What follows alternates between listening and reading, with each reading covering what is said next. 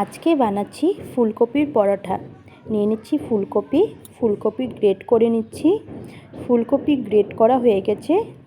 ফুলকপিতে মেখে নিচ্ছি নুন মাখা হয়ে গেছে।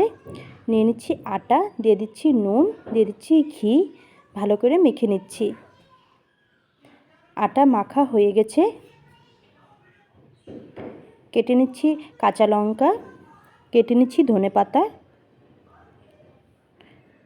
আদা গ্রেট করে নিচ্ছি।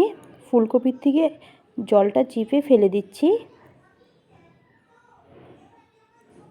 দিয়ে দিচ্ছি জিরে গুঁড়ো, আদা, ধনেপাতা, কাঁচা লঙ্কা মেখে নিয়েছি। এখন আমি পরোটা বেলে নিচ্ছি।